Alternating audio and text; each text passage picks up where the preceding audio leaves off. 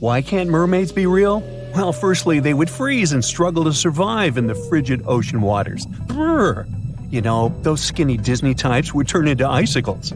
The truth is, the human body isn't built for prolonged aquatic adventures. I mean, come on, who wants to hang out in bone-chilling depths? Sure, there are warmer spots near the ocean surface, but if mermaids wanted to set up shop at the bottom of the deep blue, things would get frosty real quick. Water temperature drops like a pop balloon the deeper you go. So what would a cold-resistant mermaid look like? Hairy and big.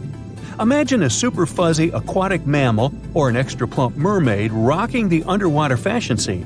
Not exactly the image we had in mind, huh? Secondly, they just can't cherry-pick body parts like in a mythical buffet. Mammals and fish play by different rules. Fish don't have the warm-blooded hairy vibes that define mammals like us. It's like trying to merge a human with a fish. Evolutionarily speaking, that's a big no-no. Our human lineage and the fish clan took different paths long ago.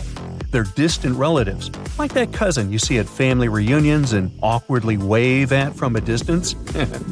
And don't even get me started on digestive dilemmas. Fish and mammals have completely different plumbing systems.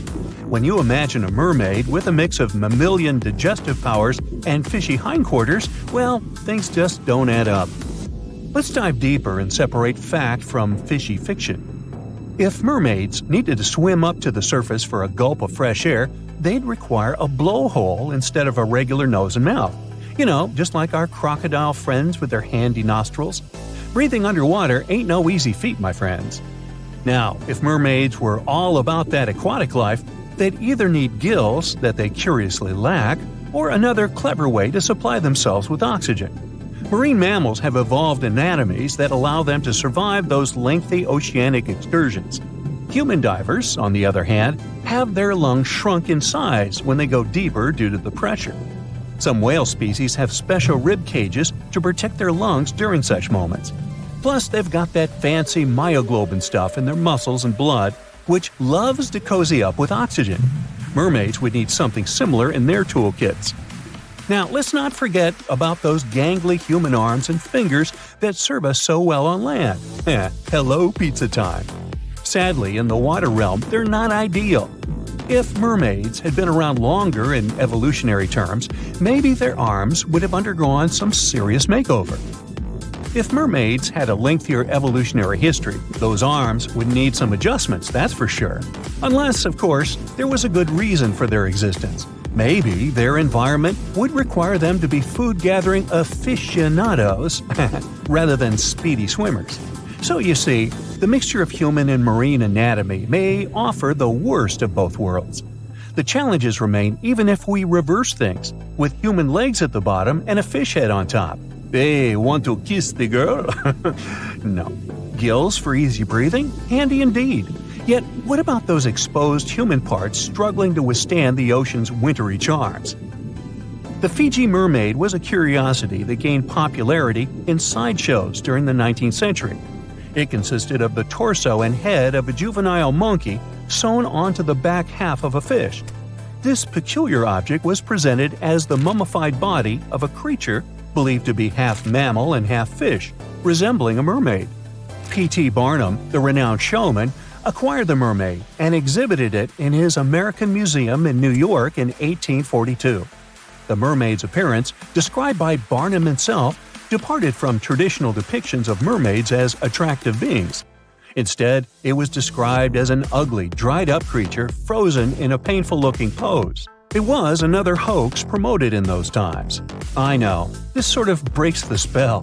But if the water is going to get dangerously cold, then realistically, mermaids would spend some time fattening up. Basically, they would look like sea lions. It all comes down to the freezing temperatures of water at some point. This made me ask, what if the ideal place for these ladies was underground caves and Arctic waters? Well, let me tell you a story.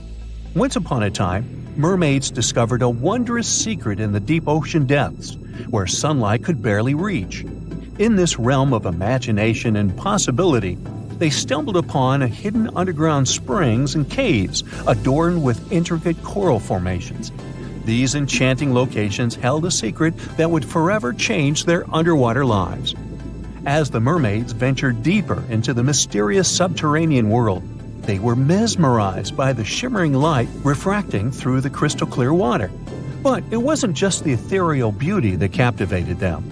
It was the realization that these hidden springs and caves offered more than just aesthetic charm. These subterranean water systems were connected to vast underground reservoirs, providing a bountiful source of fresh water. The mermaids reveled in the tranquility of this land. The gentle sound of trickling water soothed their spirits, while the soft glow from bioluminescent organisms illuminated their path. News of the subterranean springs and caves spread among the mermaid community, and soon these sites became cherished gathering places. Mermaids would share stories and songs, their melodious voices echoing through the caverns, creating an atmosphere of joy and enchantment. There was another place where they could live happily, the icy Arctic and Antarctic regions, where frost and snow reigned supreme. In this realm of imagination, the mermaids had evolved to thrive in the extreme cold, defying the expectations of the underwater world. Their resilience and remarkable abilities allowed them to navigate frozen environments. In these frigid waters, the mermaids revealed their wondrous adaptation to the icy domain. Their iridescent scales glistened like ice crystals, shimmering with hues of blue and silver that mirrored the frozen landscapes around them. They possessed an innate ability to regulate their body temperature, enabling them to withstand the biting cold and icy currents. To navigate through the frozen terrain, the mermaids developed special features. Their tails transformed, bearing a majestic combination of sleekness and strength, resembling the magnificent flukes of the Arctic whales. With each flick, they propelled themselves effortlessly through the dense icy waters, moving with a grace that mesmerized everyone who saw them. Within this frozen wonderland, the mermaids found solace and purpose. They became the guardians of these icy realms, nurturing delicate ecosystems hidden beneath the frost-covered surface. Okay, well, maybe the story is just one version of how reality could unfold, but we do have real-life mermaids in our world. People admire these creatures so much that they create events and communities to swim together while wearing costumes. In the UK, there is a mesmerizing mermaid who is admired by a lot of people. Her name is Hannah Caddick, also known as Mermaid Torva, and her tale showcases the vibrant colors of the local sea life. The Portland Week event is organized to raise funds for an environmental group, and Hannah, who resides on a nearby houseboat, is part of the growing community of mermaids in the UK. Like other mermaids, Hannah uses a monofin, a large single flipper that propels her through the water. These monofins can be quite expensive, with silicone tails costing over £2,000 and often being meticulously handcrafted. So, would you consider getting a tail and joining this community? Or would you prefer to be a spectator and watch them from the shore? And here's a short useful fact. Nowadays, when we hear the word siren, we often think of mermaids. But let's not forget that sirens were there to blur the line between life and the beyond and to serenade everyone with an utterly irresistible song. While plenty of water-dwelling temptresses are out there, the sirens were the real deal. They lured sailors. But mermaids aren't the same as them.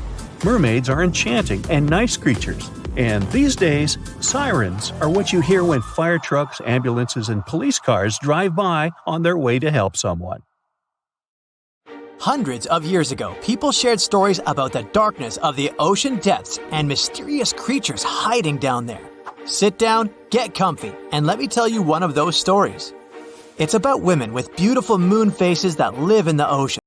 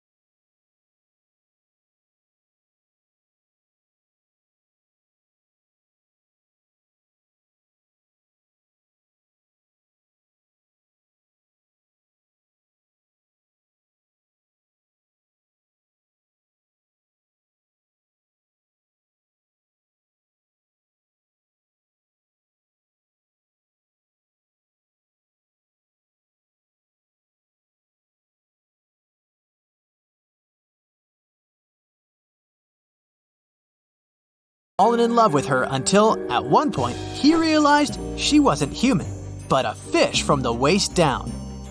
Experts today believe many of these explorers who thought they had seen mermaids actually spotted human-sized marine mammals, such as dugongs and manatees.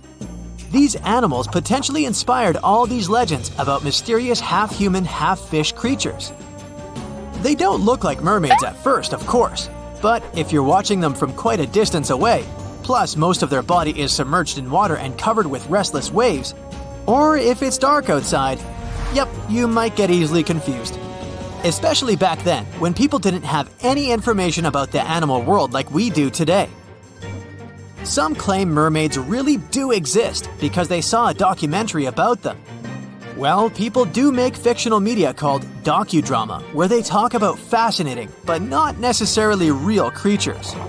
But it would be impossible for mermaids to really exist in the way we imagine them. First, it would be too cold. Even if you're half fish, the other half is still human. And the human body is not designed to survive in the water for a long time. The ocean is just not our home, just a place where we sometimes swim, dive, and do other fun things. But we also get out of the water after a while. Of course, some areas of the ocean heat up to over 70 degrees Fahrenheit, but only at the surface. And who could stay in there all the time? Mermaids would probably want to decorate their home somewhere at the bottom of the ocean. There, they'd have more space, and they wouldn't have to worry about colliding with ships, whales, or anything else while, for example, taking an afternoon nap. But it's too cold down there. If mermaids wanted to withstand such conditions, they would have two options: either have a lot of fat or be really hairy. In the first case, they would probably look like some marine mammals, with a thick blubber layer that would protect them from cold water. That means their arms wouldn't be so long and slender. It'd be too cold for that. Marine mammals have a specific body shape called fusiform. That's why their bodies are so thick, and they don't have necks and limbs as we do. Their appendages are short, so they can survive reduced heat and blood flow. As for the second option, they'd have a thick coat as thermoregulation, like the sea otter. But otters have to groom themselves all the time so that their hair is filled not with water, but with air. And that's hard to do all the time if you live in the ocean depths. Plus, you can't actually choose just some body parts. Mammals, which include humans, are warm-blooded and have hair. Fish don't. So you can't have characteristics of both, since we go in completely different directions. I mean, we do have a sea creature in our family tree. It was a very small, wrinkled sac with a quite large mouth. You have to admit, our distant cousin looked really funny. It was as big as a grain of sand, and scientists found its fossil remains in China. Although I never expected you could actually find fossils of something that tiny. Anyway, this fella tells us we do have something in common with sea creatures, or at least we did until we parted ways. But it was 540 million years ago. Mermaids would probably have gone extinct by now. Fish and humans have different ways of reproducing. For instance, most fish lay eggs, and the only mammals that do that are platypuses and echidnas. And there's no part of their body that looks human or fish, so they'd make a really poor excuse for a mermaid. Plus, mermaids would be constipated all the time. No need to explain this further. And the final reason mermaids can't be real: there's no physical evidence. The world would be obsessed with studying such species. In 1960, British biologist Sir Alister Hardy had some thoughts about anomalies in human evolution, which included mermaids too. After all, humans don't have fur as many land mammals do, plus our brains are relatively big considering our body size. The brains of marine mammals, like dolphins or toothed whales, are significantly bigger and more developed than those of non-human primates. So, Hardy thought humans might not be relatives of savanna-dwelling apes. His theory was that maybe we were more related to some creatures from marine environments. Hardy and the supporters of his ideas believed that humans could have gone in the direction of the ocean to get food, instead of looking for it on dry land. We still don't have enough evidence, but I love legends about mermaids. Hundreds of years ago, people who lived in coastal towns and sailors across the globe told stories of these sea maidens. An interesting one dates back to the 17th century. It says there was a mermaid who entered Holland through a dike. She got injured while doing that. People quickly took her to a nearby lake to help her. She healed pretty soon. With time, she got used to living on dry land so much that she performed things like household chores, learned to speak Dutch, and generally became a respected member of their society. You don't get many mermaid reports in modern times, but something interesting happened in 2009. Some people say they had seen a mermaid in Kiryat Yam, a town off the coast of Israel. A group of friends was on the beach when they suddenly saw a person lying on the sand. They thought it was just someone sunbathing and enjoying the waves, but then they noticed a person was lying in a weird position. They decided to come closer, but a person quickly jumped away and disappeared into the water. They were shocked to see that the creature had a tail. There are stories about mermen too, like in Scotland, where they summoned storms and sank entire ships. There was one group called the Blue Men of the Minch. Many sailors were afraid of them. This group was said to live in the Outer Hebrides off the coast of Scotland. From the waist up, they were like ordinary men, except for their blue skin and gray beards. Local stories say that before they went after a ship, the Blue Men challenged the captain to a rhyming contest. So, if the captain was fast, smart, and good enough with rhymes, he could save his sailors from these dangerous creatures. In Japanese legends, you'll hear a lot about creatures they call kappa. These creatures are said to inhabit coasts, lakes, and rivers. These water spirits look more like animals than humans. They have tortoise shells on their backs and simian faces. Similar to the Blue Men, these fellas also like to interact with humans from time to time and challenge them to some games of skill, where you better not lose. In 1952, an Air Force plane called C-124 Globemaster II crashed into a big mountain while flying from Washington to Alaska. Sadly, everyone on board, 52 people in total, didn't make it. The bad weather at the time made it hard to find the crash site, and even later, any attempts to locate it failed. But in 2012, a helicopter crew doing a training mission spotted the pieces of the crashed plane on a glacier called Colony Glacier in Alaska. They started looking for more pieces and confirmed it was indeed the missing plane. Since then, every summer for about a decade, different military groups have been helping in an operation called Colony Glacier. They've managed to identify 40 out of the 52 people whose lives were lost in the crash. The soldiers taking part in this mission take their promise seriously to never leave a fallen comrade behind. They believe it's their duty to bring back those who didn't make it. Another discovery comes from the Alps. In 1991, some hikers exploring the picturesque Alps stumbled upon a human body. It was half frozen in ice at the top of a mountain pass between Italy and Austria. At first, the local police thought it might be a mountaineering accident.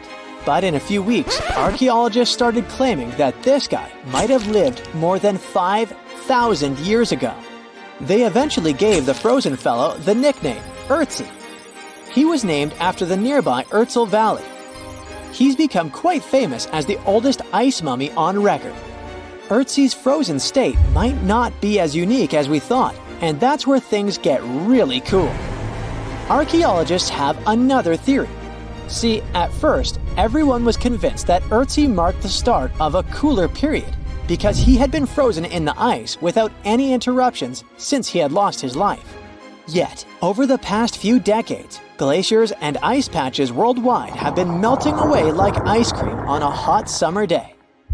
Not just Ötzi, but other ancient relics like bodies, hunting gear, horse droppings, and even ancient skis started to appear.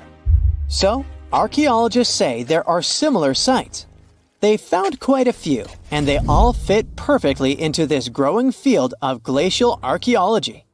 It seems like as the world warms up, it will show even more ancient secrets from the deep freeze. Moving on to another amazing discovery. In 2018, William Taylor and Nick Jarman were exploring the snowy slopes of Mongolia's Altai Mountains. They found an ancient treasure trove hidden in the ice. Inside the trove, they found a well-preserved 3,000-year-old arrow shaft adorned with ochre markings. It was in pristine condition. a rarity for organic items that old. They found other items too, like a bronze arrowhead with bits of animal sinew still attached. All of these relics had been untouched for hundreds of years, since they had been locked in the ice. In Mongolia, rising temperatures have melted ice patches that remained frozen for centuries. Similar discoveries have been made in the Yukon, US, Italy, Siberia, and Norway. Thousands of sites have been identified. Yet, scientists are racing against time to document and preserve these artifacts before they're lost forever. The study of these artifacts challenges the definition of these environments as wildernesses and shows how indigenous people coexisted with nature there. Sometimes people find simple items too, as simple as a sandal. This one, discovered on one of central Norway's mountain passes, indicates that people used this route roughly 1,700 years ago. This suggests that there was less snow and ice in that area back then. The sandal, dating back to around 300 BCE, resembles Roman sandals of that era.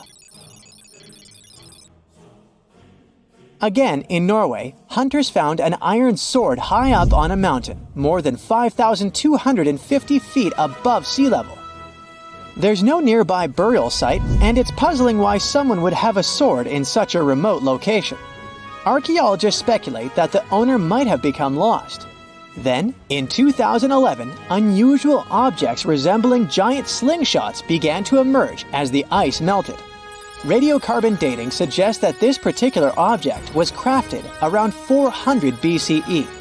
It measures over 3 feet long and has knife cuts. Those puzzled archaeologists until one team member recognized them as tang, or pliers, used to secure loads on sleds when transporting hay or leaving for animal food. People in the area used hay sleds with pliers until the 1950s, when tractors became more common. Now, let's get back in time to thousands of years ago. We can easily do that by looking at this woolly mammoth. This creature looks a bit like a cherished but slightly worn-out toy. This ancient giant, whose heyday was 39,000 years ago, is the best preserved mammoth ever found. Even its signature shaggy hair is surprisingly well preserved, having been trapped in glacial ice until its recent discovery in Siberia. This remarkable animal is stepping into the limelight in Yokohama, Japan. Scientists are running tests that might bring this extinct species back to life. When they stumbled upon this female mammoth, they uncovered a hidden treasure, a sample of her blood preserved beneath the ice. So they believe this ancient blood could hold the key to resurrecting the mammoth. They also found well-preserved muscle tissue. She was between 50 and 60 years old when she met her icy fate. The discovery of mammoth blood has reignited debates about the ethics of bringing back extinct creatures, like in Jurassic Park. Their ambitious plan is to implant an egg into a living elephant for a 22-month pregnancy, hoping that at least one living mammoth cell might survive. Hop on, we're going to the French Alps. We are at a spot not far from where an Air India plane tragically crashed 46 years ago. We're accompanied by a diligent mountain rescuer and his neighbor. They went to this area after a bunch of tourists had noticed a strange-looking thingy on a glacier. It was a bag.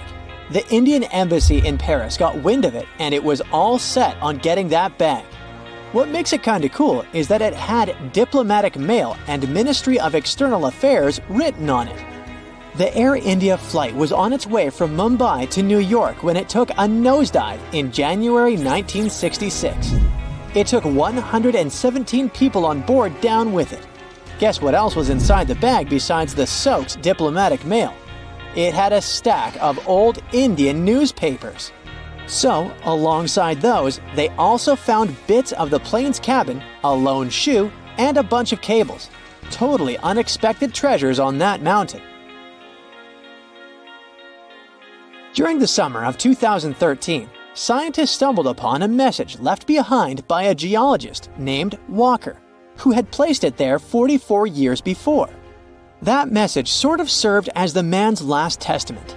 He passed away just a month after hiding the bottle in the rocks on the island. The content of the message was quite astounding. In 1959, Walker had measured the distance from those very stones to the glacier's edge, and it clocked in at a mere 167 feet. By 2013, that distance had ballooned to 400 feet. Researchers are convinced that this stark contrast between the two measurements underscores the consequences of ongoing global warming. Imagine the melting ice in Norway's mountains as a time machine revealing a treasure trove. Nearly 800 Viking artifacts tucked away for over 1,000 years have been unearthed. They give us a peek into the bustling trade networks of the Viking era and the critical role of the mountain passes in this ancient commerce. Among the finds are leather shoes, cozy woolen mittens, stylish tunics, feathered arrowheads, horseshoes, walking sticks, and kitchen gadgets from the Viking chef's toolkit. There are even Viking pack horse souvenirs. These artifacts provide us with insights into ancient travel habits and the peak times when those paths were bustling with activity, and give us a glimpse into the lives of adventurers. In a frosty Canadian park, hidden deep beneath layers of thick ice, scientists discovered a bizarre skeleton they named the Frozen Dragon. The skeleton had been in the frozen ice for millions of years. It took experts decades to work out the species of this strange fossil. It was identified as a new genus of pterosaur. Pterosaurs were massive flying reptiles with wingspans of over 16 feet. Their heads were 3.5 times the size of their bodies. Pterosaurs lived 76 million years ago when they soared above the dinosaurs. Scientists described them as the biggest, meanest, and most bizarre animals that ever flew. The new genus has been named Cryodragon boreas, which translates to Frozen Dragon of the North Winds. In 2013, a young mountaineer was climbing one of the tallest mountains in Western Europe, Mont Blanc. He noticed a strange metal box poking out of the snow. The mountaineer pried the box open and found that it was filled with precious rubies, emeralds, and sapphires. The climber immediately handed the box to the authorities. It was discovered that the box likely belonged to a passenger on one of 2 flights from India that crashed into the mountain over 50 years ago. The box was valued to be worth over $200,000, and authorities are still searching for the heir to the small box of treasures. In northwest Siberia in 2007, a reindeer herder was on an outing with his sons when he noticed something strange in the ice. The man realized it was a frozen mammoth calf and immediately contacted the local museum. The calf was named Luba and was the best preserved mammoth mummy in the world at the time of its discovery. Luba had been in the ice for 41,800 years and is around 30 to 35 days old. From trunk to tail, the mammoth calf is roughly the same size as a large calf. If you're interested in seeing for yourself, Luba travels to museums all around the world.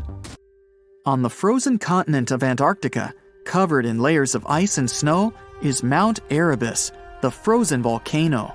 The volcano was discovered in the middle of an eruption in 1841 by explorers on an Arctic expedition. The volcano is over 12,000 feet tall and has been active for the last 1.3 million years. Deep within the middle of the volcano is a huge crater filled with large volumes of molten lava.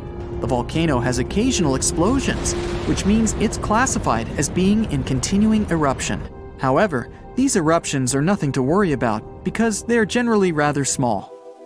Back in 1991, 2 hikers were traveling across the Italian Alps when they stumbled across a body that they presumed to belong to a recently lost hiker.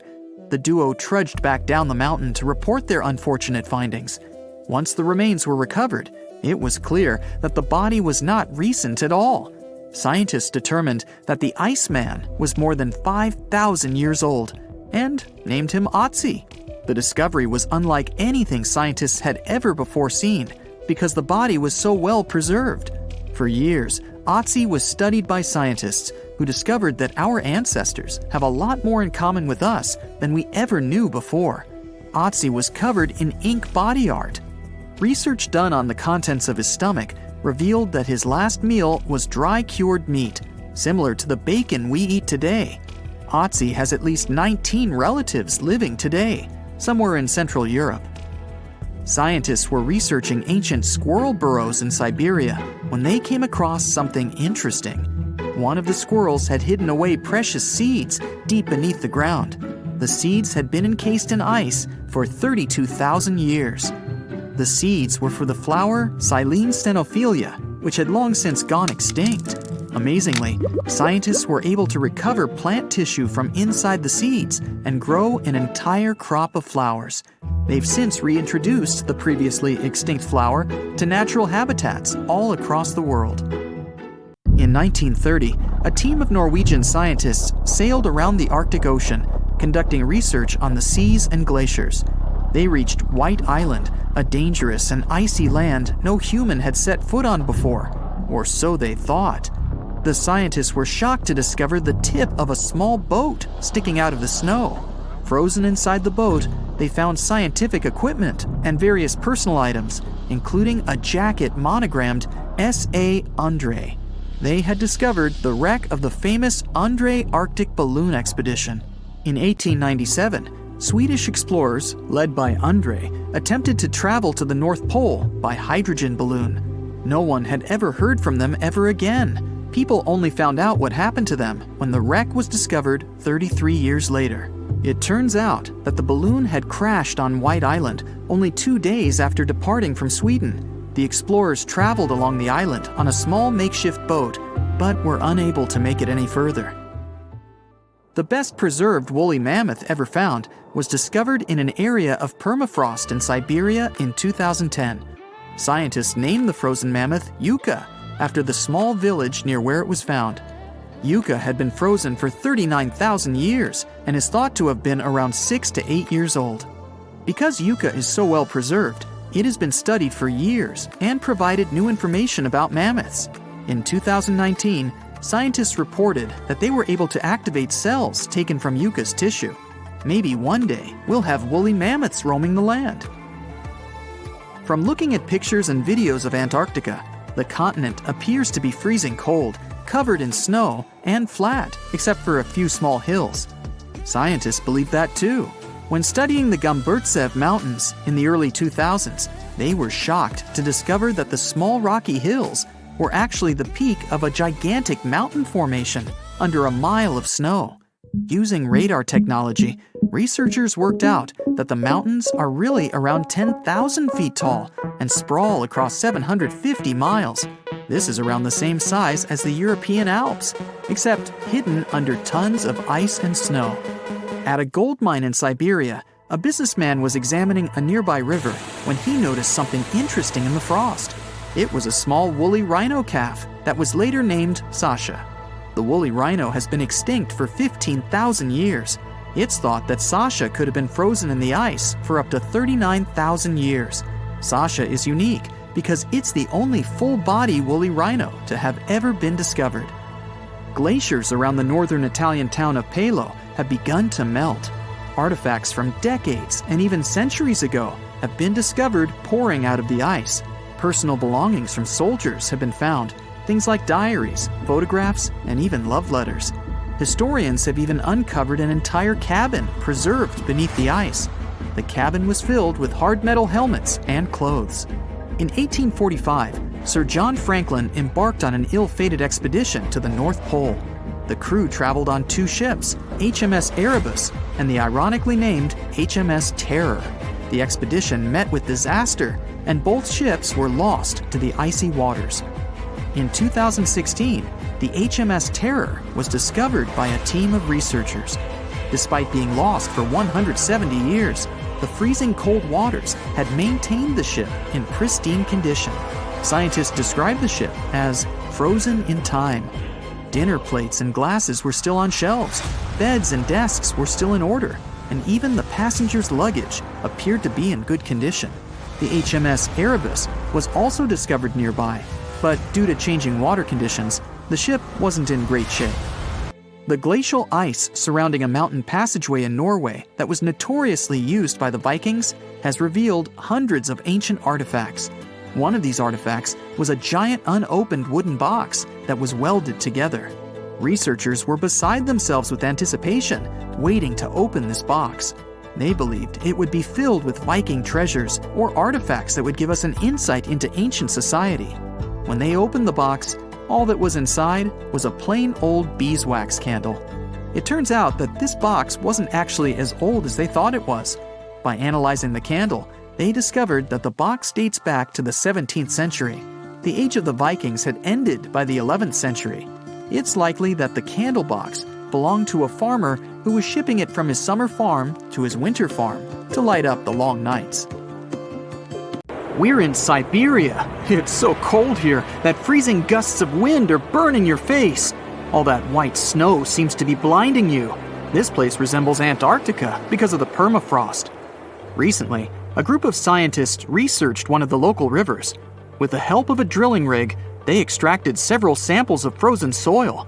The scientists were shocked to find living creatures inside the ice. Later in the laboratory, they realized that the creatures were microscopic multi-celled organisms known as deloid rotifers. These creatures looked like little worms. Scientists knew that these worms could live in frozen conditions for up to 10 years.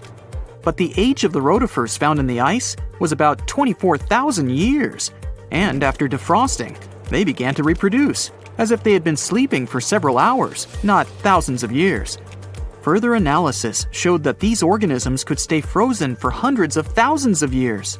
The rotifers might have lived during the time when people didn't invent the wheel yet. And this isn't their only superpower. Deloid rotifers are among the most radioactively resistant animals on Earth. They can survive in places where there's no oxygen and water. They can also stay alive in areas with high acidity and can live without food and water for a long time. By the way, these are not the only creatures that are known for living for thousands of years. Particular types of moss and some microorganisms are also almost immortal. Nematodes, also called roundworms, are some of the most adaptive varieties of worms in the world. Imagine the Eiffel Tower standing tall and proud. And now, let's make it 10 times higher and place it underground. Exactly at this depth, many thousands of feet under the surface, scientists discovered these creatures. There's no sunlight and almost no air in this place. And since it's much closer to Earth's core than the surface of our planet, the temperature here is higher than in the middle of the hottest desert. Millions of tons of soil above create insane pressure. But all this couldn't prevent life from developing here. When roundworms run out of air, food, or when the temperature becomes too high, they get into a unique state of stasis, or deep hibernation. In this mode, the worm's metabolism slows down, and almost all the processes in their bodies stop. The creatures can sleep for a very long time, and only wake up when the environment becomes more livable. By the way, you don't have to go so deep underground to find these creatures. Nematodes are found all over the world. They can live in hot springs, deserts, high in the mountains, among the harsh ices of Antarctica, or inside animals and humans. Our next invulnerable creatures are tardigrades, also known as water bears. These are microscopic, 8-legged invertebrates closely related to arthropods. It's impossible to see them with the unaided eye. But a conventional microscope will allow you to see tardigrades in detail. They look like minuscule bears. They're called water bears because they need a thin layer of water around their bodies at all times. It's necessary to prevent dehydration. Tardigrades have been found in all kinds of environments, from ocean depths to sand dunes. They're incredibly robust thanks to their unique organism structure. Yeah, they look soft, but their body is covered with a tough cuticle. This coating resembles the exoskeletons of grasshoppers, mantises, and many other insects. Water bears shed their old layer of the cuticle when they need to grow. Each of their 8 legs has 4 to 6 claws, which helps them cling to any surface. The bears can survive at a temperature that's almost 3 times as cold as the temperature in the ice of Antarctica. Heat doesn't harm them either. They have been proved to survive at the temperature that makes water boil. Also, water bears are not afraid of radiation and high pressure. In the depths of the ocean, Pressure can destroy alloys of the strongest metals, but these creatures can withstand pressures 6 times greater. But the coolest thing is that they can live in the vacuum of space. Our planet has a magnetic field. This is a shield that protects us from solar radiation. Tardigrades don't need this protection. They can go into near-Earth orbit and come back unharmed, all thanks to a protein protecting their DNA from ionizing radiation. Like other immortal organisms, water bears can fall into a state of cryptobiosis. Tardigrades pull their head and legs inside their bodies and fall asleep. If the surrounding conditions suggest freezing, drying out, or experiencing a lack of oxygen, they will remain in this barrel form until the situation improves. So those are microscopic organisms and microbes that can only be seen through a microscope. But how about something bigger? Meet ironclad beetles. They live in the southwestern US and Mexico. These insects can not survive high temperatures, live without oxygen, or in conditions of increased radiation. But their shells are so tough that they can only be pierced with a drill or hammer. Their durable exoskeletons are made of a special substance, chitin. It can also be found in the armor of crabs or shrimp. And still, the chitin of the ironclad beetle is so durable that it allows this creature to withstand the impact of a car moving at high speed. In times of danger, they can hide their whiskers and strong legs in special recesses in their shell. Other animals can't bite through the armor, so they spit the beetle out and leave to look for lunch somewhere else. As soon as the danger disappears, the bug stretches out its legs again and goes about its business. Also, the armor saves the beetles from dehydration, which is very useful in hot areas of Mexico and the southwestern US. Inside the exoskeleton, they can store moisture. In other words, these bugs can absorb water whenever they find it and transport this liquid inside themselves. The next creatures are incredibly fragile, but they know how to survive in places where almost no other animals can live. We're going to the southeast of Romania, near the Black Sea. Here, on a desolate wide plain, you can notice a pit. This is a mine leading deep underground. The air on the surface of our planet usually contains around 20% oxygen, but in the mine, it's only 10%. Inside the cave, the air also has an increased content of hydrogen sulfide and carbon dioxide. People can't breathe there without an oxygen tank. We can probably say that the water and air there are poisoned. Almost no animals would be able to survive here. Still, 48 species of living organisms have been found in this cave. 33 of them are newly discovered species. And they aren't the only microbes or bacteria that can't be seen without a microscope. Something bigger lives here. Strange white snails crawl over the walls of the mines. Transparent shrimp and a bunch of unknown kind of leeches swim in the water. White centipedes with huge whiskers and creepy white spiders run on the ground. And they all have been growing here for almost 5 million years. You might notice a water scorpion and another unidentified species of this animal. It doesn't look like its relatives living in hot sands or tropical forests. No living creature here looks ordinary at all. All animals are either white or transparent. They have no eyes, but are equipped with long paws and antennae whiskers that help them navigate in this dark space. The deeper you go into the cave, the less oxygen the air contains. But the number of living organisms is increasing. The air is filled with methane and carbon dioxide. All the inhabitants of this cave have never seen the light of the sun and have never gone out of the darkness. It seems impossible to survive in such conditions where plants don't produce oxygen. The answer to the question of their survival is hidden in a small lake. The surface of the water is covered with strange foam. If you look closely, you can see that this white substance is alive. It resembles soft, wet paper that is easy to tear. The thing is billions of living organisms, bacteria called autotrophs. There's much more carbon dioxide in the cave than there is outside, and these bacteria, like plants, absorb it. But they don't do this with the help of photosynthesis, which means they don't need sunlight. They use water for chemosynthesis. What these bacteria secrete is food for other bacteria. And these other bacteria are food for bigger creatures. A unique food cycle that you can't find anywhere else on the planet only exists here. You decided to go scuba diving for the first time. The water is clear and the sun is shining on the seabed. You take a few selfies and the fish swimming by when suddenly the ocean goes pitch black. You look up and, oh my, what is that gigantic animal?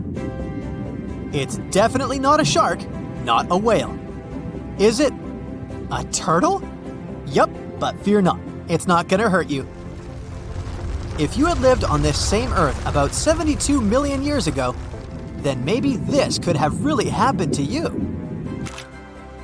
Scientists have recently found the fossils of a gigantic marine turtle that could have grown as big as 12 feet. If you don't have any idea of how big that is, let's see some examples. That's the average length of a hippopotamus, 6 golden retrievers, or 2 Michael Jordans stacked on top of each other.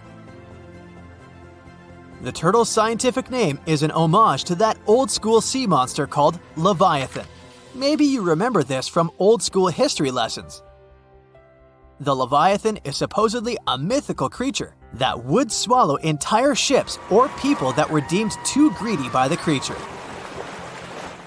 Can you imagine being swallowed by this humongous sea turtle? No, thank you. The fossils of this gigantic creature began to be excavated between 2016 and 2021, all the way in northeastern Spain. The first fossil was located by a hiker in the Spanish Pyrenees, and it was around 8 inches long. The pelvis of this turtle alone measured around 35 inches. It would definitely be one of the biggest turtles today if it hadn't gone extinct. FYI, the largest living sea turtles today can reach up to 6 feet in length, which is already pretty big. Now, how about a gigantic prehistoric scorpion? I bet most people here are not huge fans of these creatures, especially since they're poisonous, which is why the thought of a 9-foot-long aquatic scorpion might be the stuff of nightmares. Let's just say that if they hadn't gone extinct some 400 million years ago, lakes and rivers would be much more dangerous places for humans today. These gigantic insects were considered to be apex predators in their time, hunting everything from fish to other animals, even of their own kind. Yikes! I got goosebumps just imagining these creatures. Should we thank the asteroid that hit our planet now or later on in this video? Another prehistoric animal that would shock humans if it were still alive is the so-called Megatherium, a gigantic sloth. This huge sloth is believed to have grown up to 20 feet long, and its weight could be up to 8,000 pounds. It was found in the woodlands and grasslands of South America. The creature used to stand on its 2 feet in order to reach leaves on high branches. These giant sloths had huge claws. They helped them climb trees. I gotta say, I feel uncomfortable imagining these elephant-sized sloths climbing trees. Oh, of course, some dinosaurs will make our super-sized creatures list. But before that, here's a fun fact. Did you know some dinosaurs are still alive today? Scientists have proven that birds are classified as theropod dinosaurs. Such infamous creatures as the T-Rex and Velociraptor belonged to this group. I'm sure you've heard these names even before you watched Jurassic Park. The Velociraptor is that scary dino that breaks into the kitchen.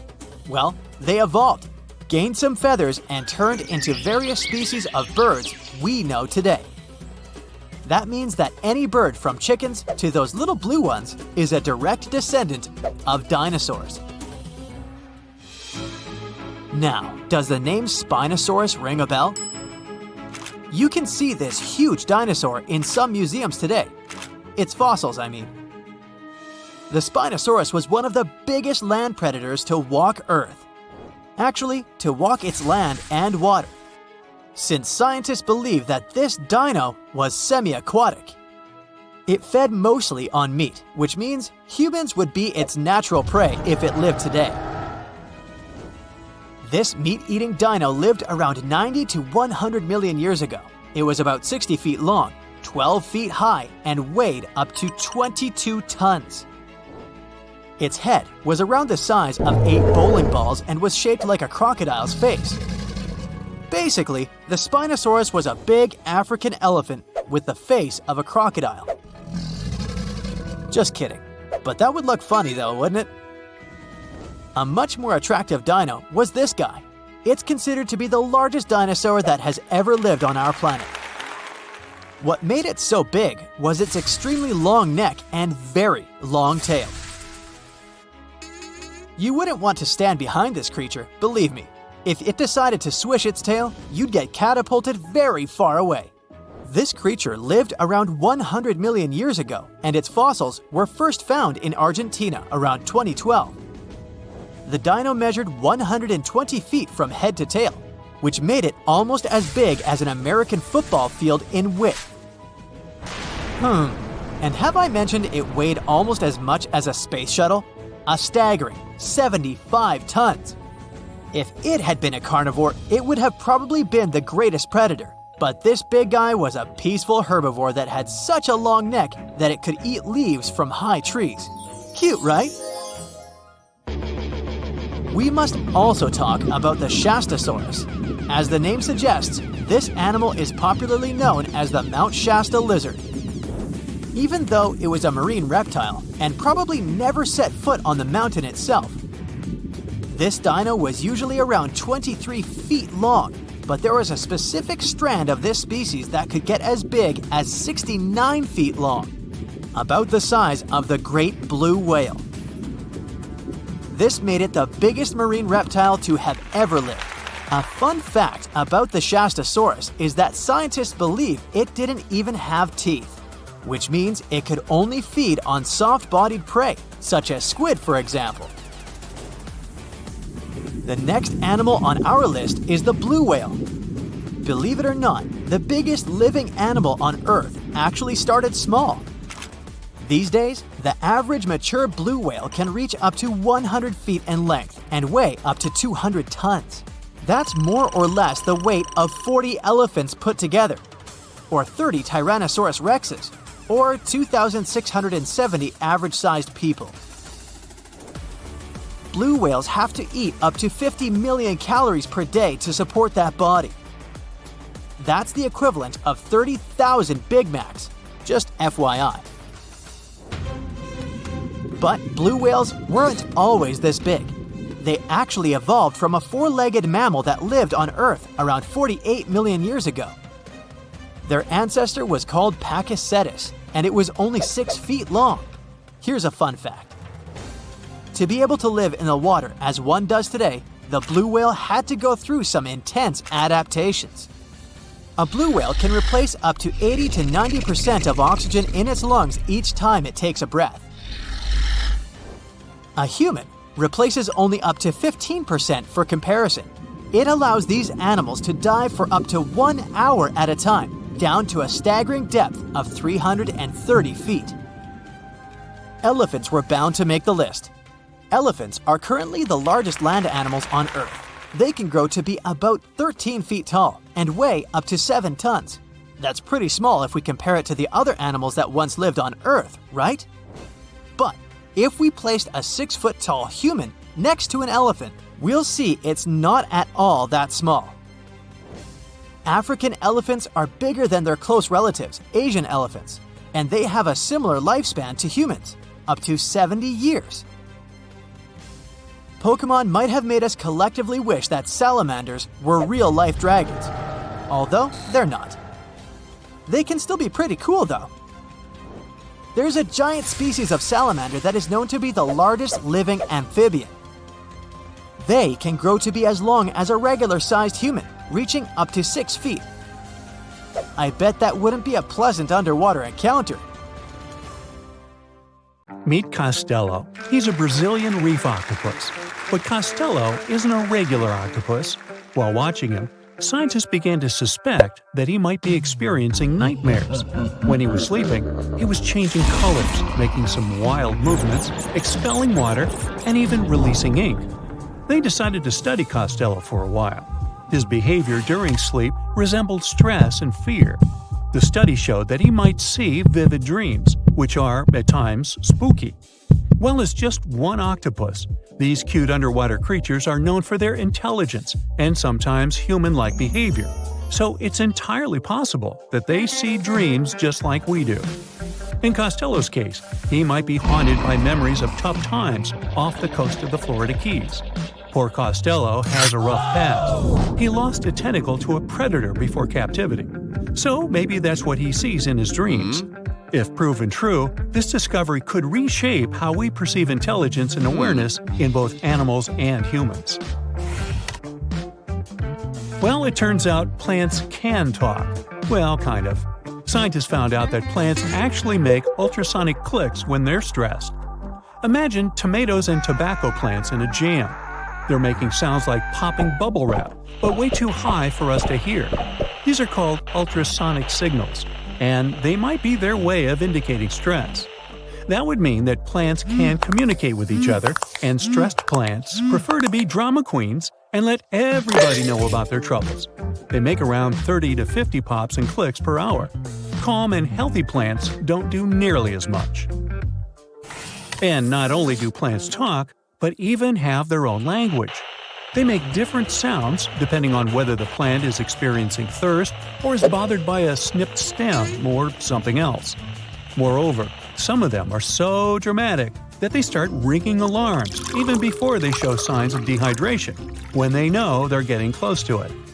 Scientists aren't sure why they do that, though.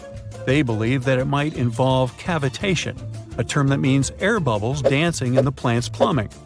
Plants that sing these symphonies include corn, wheat, grapes, and even cacti. That is quite a big discovery in agriculture. We could use it to check if our crops are thirsty and stuff like that. So now we'll be eavesdropping on plants and deciphering their secret language. Okay, time for some universal news. Recent studies are shaking up what we thought we knew about the universe's age. Our findings during the last decades showed that the universe must be around 13.7 billion years old.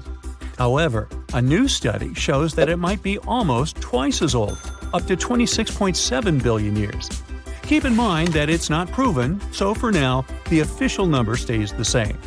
Scientists were using the time since the Big Bang and studying ancient stars to measure the universe's age. But some stars were playing hard to get, looking older than the universe itself. For example, the ancient star Methuselah, which is estimated to be around 14 billion years old, which would be older than our universe. Also, the James Webb Space Telescope caught galaxies looking super mature just a few hundred million years after the Big Bang. All this poses some hard puzzles for astronomers. But this new hypothesis combines the expanding universe theory with something called the tired light theory. It suggests that light loses energy as it zips across cosmic distances. Combine this with the expanding universe theory, and bam! As the universe expands, the light loses energy, so we simply can't see all the super ancient stars that are very far away from us, which is why we could make a mistake in calculating our universe's age. The new model also pushes back when galaxies started forming. It suggests that those early galaxies spotted by the Webb telescope took way longer to form than we originally thought. This study is a serious shakeup in the scientific community. If we made such a huge mistake in calculations, we'd have to rethink the very fundamental astrophysics principles. That would be a giant leap, and we'd have to make a huge makeover of almost everything. Which is why we need to be very cautious about it. So while scientists test this new theory, we just have to wait for the results. Now, these aren't the only space news. The new AI technology is already being actively used for scientific research. This time, AI is helping us to look for signs of extraterrestrial life. Researchers in SETI created machine learning algorithms that would help us sift through the cosmic noise faster and more efficiently. When you point a radio telescope at the stars, it's like turning into a celestial radio station that's full of different signals. We catch everything from pulsars to radio galaxies and earthly interference.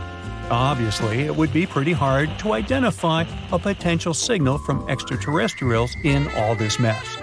For over 60 years, scientists had to do all this manually. It was a daunting task to scan the skies and explore countless stars and radio frequencies.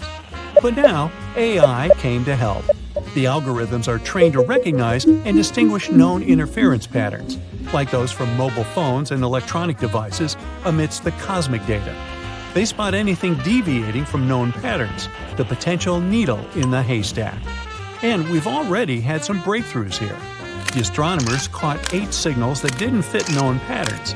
While not confirmed as extraterrestrial life, they show that there's a great potential for future research. Going back to animals, this time we're visiting prehistoric Earth. Imagine turtles so massive they make today's turtles look like tiny toys. Recently, scientists stumbled upon the fossilized remains of one of these giants.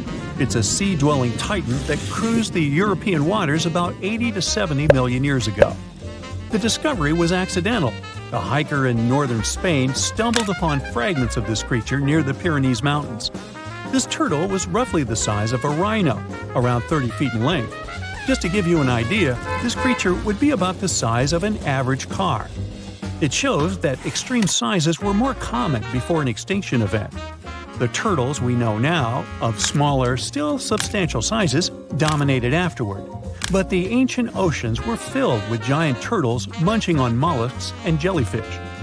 This discovery also challenges the idea that gigantic turtles were exclusive to North America. The existence of this turtle proves that these colossal reptiles were hanging out in European waters too. So this might be just the tip of an iceberg, and you'll want to steer around that one too.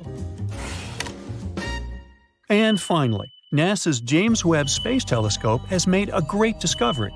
It detected a crucial carbon compound in space. It's called methylcation, and this tiny molecule, even if it might seem insignificant, could help us unlock the secrets of interstellar organic chemistry. Carbon is incredibly important. Carbon molecules are building blocks that construct everything from stars to planets to, well, us. It's the key ingredient for life, and scientists are eager to understand how it shaped our existence on Earth, and if it could do the same elsewhere in the universe. And methylcation plays a very important role in the creation of complex carbon-based molecules. That's why it's very cool that we discovered methylcation, even if it's very far away. NASA scientists found it in a young star system. This system is chilling about 1,350 light-years away from us, in the Orion Nebula. The star in this system, which is smaller and a bit weaker than our Sun, is bombarded by intense ultraviolet light from nearby hot, young, massive stars. You'd think such strong UV radiation would destroy complex organic molecules. But the research team believes that it might actually kickstart the formation of these carbon compounds. Maybe stronger stars and their insane radiation levels actually work as energy sources for life. They set off a chemical chain reaction, which results in complex carbon stuff like plants and animals. Seems like we found yet another puzzle piece.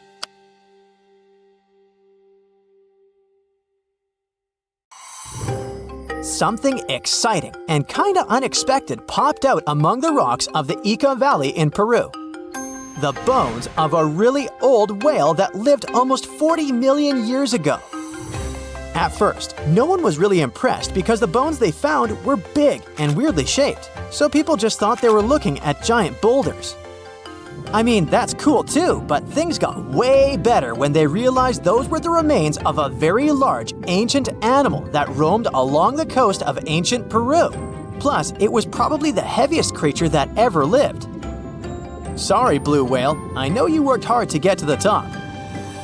The length of over 100 feet and weight of more than 200 tons brought you the status of the biggest animal on our planet. But it seems you've held the title long enough. Time to hand it over to our next candidate, and that one's really gigantic. This ocean beast was probably shorter than the blue whale, but heavier, with a weight that could be between 93 tons and 370 tons. If it's closer to the higher number, it'll make Perseus the biggest animal ever known to have lived on Earth. And it seems its weight was the result of having extremely thick, dense bones. You can see such bones today in manatees or some other early whales. Dense bones are a great tool for such marine mammals. This feature makes them heavy and allows them to stay submerged most of the time. But at the same time, if their body was too heavy, they would end up sinking all the time and they would waste too much energy to move back up to the surface. So, to avoid sinking, marine mammals need to have enough lighter tissues, like muscles and fat, to help them float in the water without using too much energy. Now, scientists didn't have the whole skeleton, which makes it hard to tell how big the animal was. But they used the ratio of the heavy bones to the lighter tissues in other marine mammals to estimate the overall weight of this giant ancient whale. Experts found these fossils about 13 years ago and spent the next decade freeing the whale from the rock. Its anatomy and age showed this whale was a cousin of Basilosaurus, a whale that had a long snout full of sharp teeth, and a sleek body similar to that of an eel. Even if Paracetus wasn't bigger than the blue whale, it was still a giant that ruled the ocean depths. Unlike modern whales, there's a possibility that this ancient fellow was a predator that liked to go after bigger prey. And this also changes how we see the history of whales. Scientists used to think these magnificent creatures became really big about 5 million years ago when they started eating lots of small creatures. But here's the proof that giant whales existed even before that. But it's still unclear how this whale managed to find enough food to sustain its enormous body. Plus, it's still hard to tell what exactly this ancient creature had on its menu. It was pretty large and not such a fast swimmer, so it's possible it searched for food in shallow waters. Then it probably ate crustaceans, clams, or some other small animals hiding in the sand. One theory says it was a scavenger, which basically means it munched on remains of everything that would come its way. It's not so unusual to find marine animals in deserts. Many of these regions used to be covered with water anyway. The Sahara in Africa is a perfect example. About 50 to 100 million years ago, this was not a dry desert, but a shallow saltwater body called the Trans-Saharan Seaway. The land is not wet there anymore, of course, but people who lived in that area knew about it because they used to find old shells across the desert. The sea was about 164 feet deep. That sounds enough for a nice swim. Some would say this area looked like modern Puerto Rico, with lots of sun and shallow water. Mangrove forests were a common thing as well as seafloors covered with mollusks, like snails and clams. The marine sediment that was left behind after the sea had dried up is full of different fossils. And the animal that lived in that ancient underwater world didn't look friendly. Plus, they were much bigger than their relatives from modern times, so a regular-sized human would end up as a snack, not even a whole meal. Normally, when animals live on small islands, they can become much bigger than their relatives from the mainland.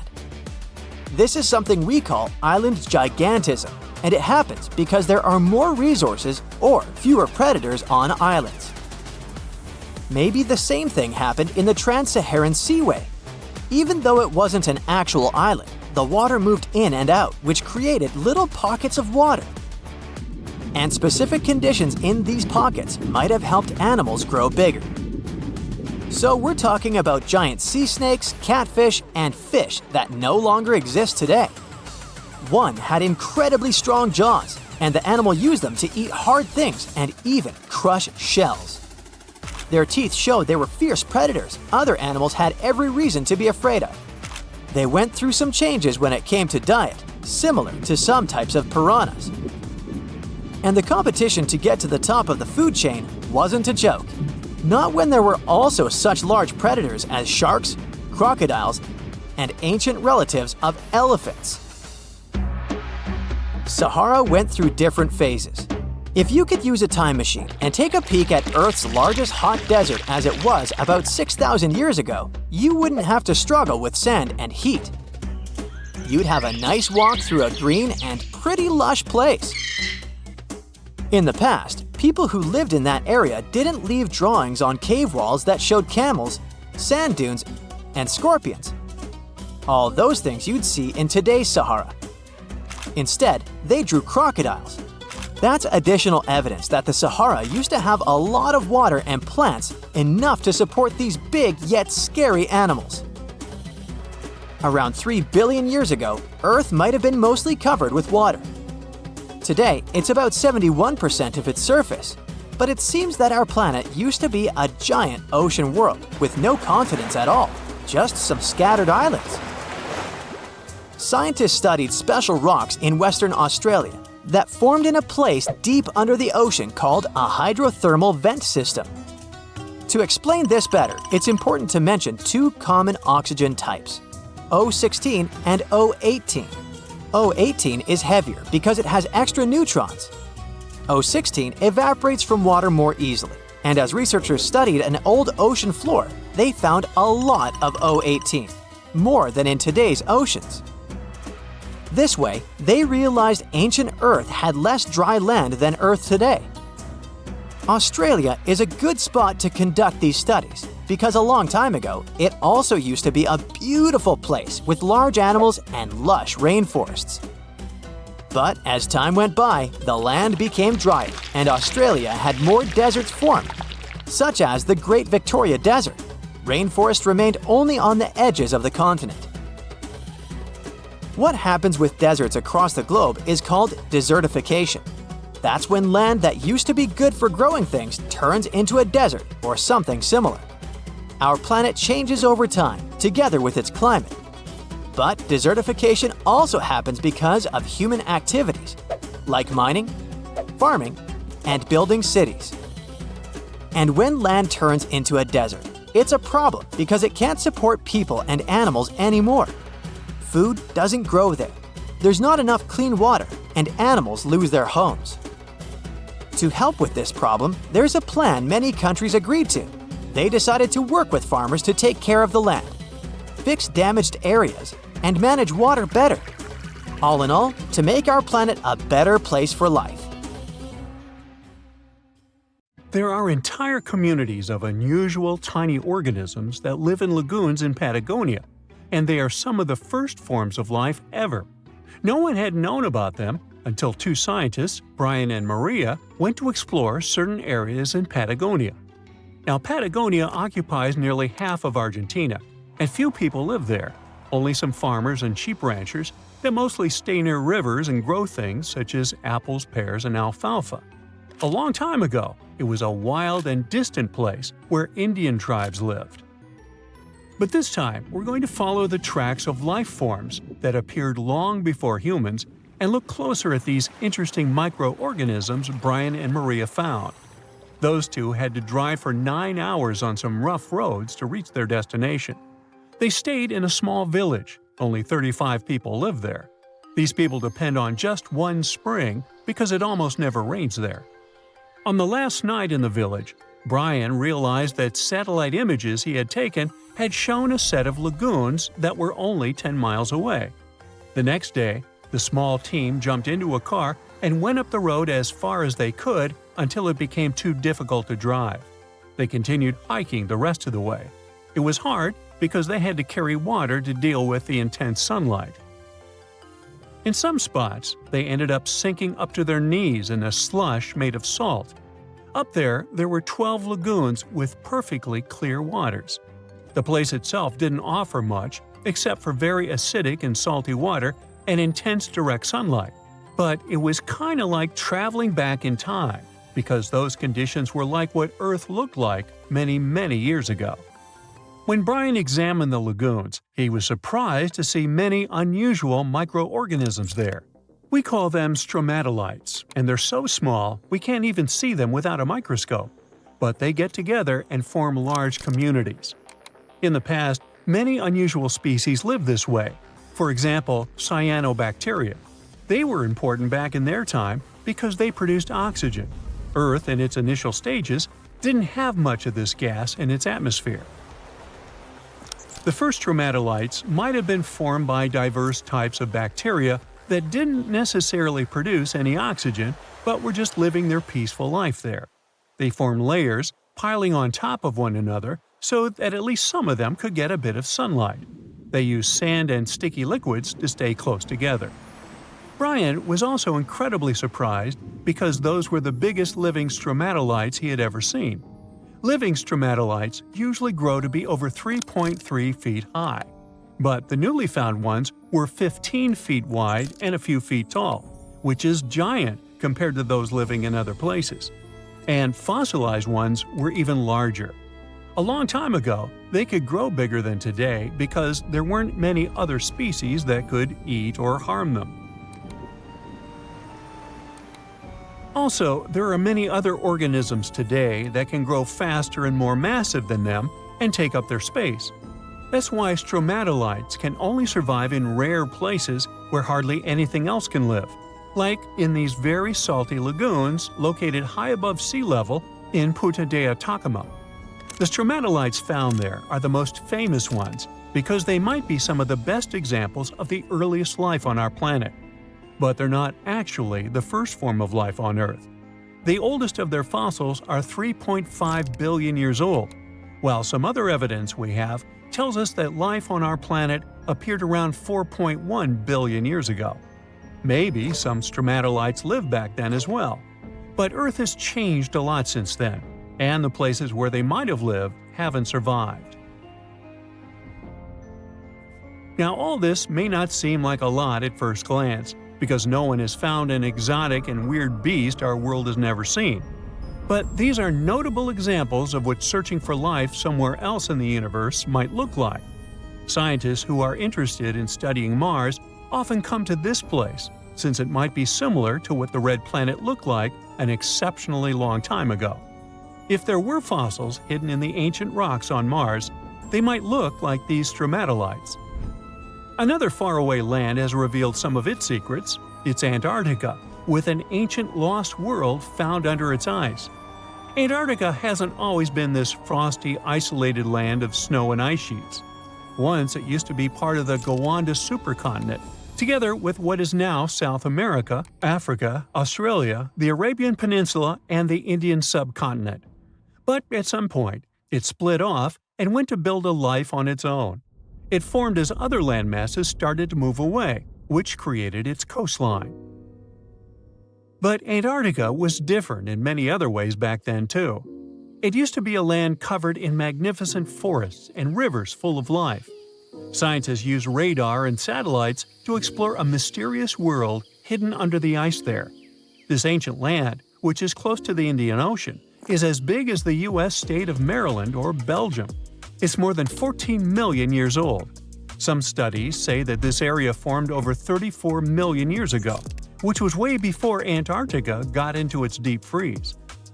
At first, temperatures there were higher, possibly like the weather in Patagonia or the cold, temperate rainforests of Tasmania, New Zealand, or maybe even more tropical than that. But as the climate became cooler, small glaciers started forming on hills close to the rivers. Valleys sunk deeper because of all that ice covering them. And then, temperatures dropped even lower, and a giant layer of ice covered the entire continent, hiding those old glaciers. Rivers shaped this lost world a long time ago, way before it ended up covered in ice that's almost 2 miles thick in some spots. Scientific studies of this area showed that those landscapes had been full of highlands and mountains. The ice that formed over Antarctica made the whole area very cold, so the landscape couldn't erode anymore. This means everything has remained basically the same and untouched under the ice for millions and millions of years. What's interesting is that we know less about this land hidden under the ice than about the surface of Mars. One way to explore it would be to drill through these ice sheets to check for samples of sediments below. They could tell us more about the ancient flora and fauna frozen underneath. It's not a new method. A similar method was used to collect 2-million-year-old samples in Greenland.